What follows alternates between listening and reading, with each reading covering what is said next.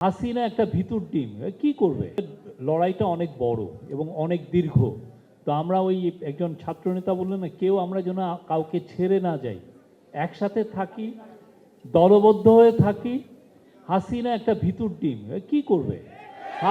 হাসিনার লোকগুলো, এই যে উনি যেটা বললেন, যুদ্ধে কেউ হারলে তার কিছু থাকে না। আর এই যে তার দোসরগুলো আছে, তাও ধরেন দয়া দাক্ষিণার মধ্যে আছে।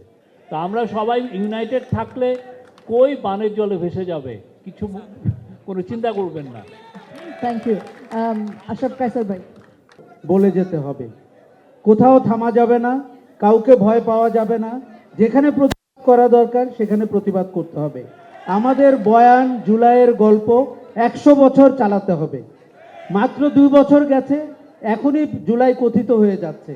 এই মতলববাজদের আলাদা করে চিহ্নিত করতে হবে এবং আমাদের মিডিয়া লাগবে, জুলাইয়ের পক্ষের বয়ান লাগবে, জাতীয়তাবাদী দল কিংবা অন্য যে কোনো রাজনৈতিক সংগঠনের প্রতিষ্ঠান লাগবে। বাংলাদেশে আওয়ামী লীগের বাইরে বাংলাদেশের সত্যিকার ইতিহাস বলার মতো প্রতিষ্ঠান লাগবে। সত্যিকার কালচার, বাংলাদেশের কালচার যেটা পশ্চিমবঙ্গের অপভ্রংশ না, সেইটা কালচার প্রতিষ্ঠা করার প্রতিষ্ঠান লাগবে। তাহলেই জুলাই বেঁচে থাকবে এবং যুগ যুগ ধরে জুলাই বেঁচে থাকবে। যে এটা করে মিডিয়া কমিশন যেটা হয়েছিল, সেখানে কিন্তু একটা সাজেশন দেওয়া ছিল, কোনো ধরনের মিডিয়া যাতে একটা গ্রুপ, কোনো বিজনেস হাউস যাতে অতিরিক্ত শেয়ার না করতে পারে। আমি মনে করি দিন পর্যন্ত বাংলাদেশে ভূমিদস্যু এবং ব্যাংক লুটেরারা মিডিয়ার মালিকানায় থাকে, ওদেরকে সরকারের পদলেখন করতেই হবে। তো ওই ইকোনমিটাতে হাত দিতে হবে।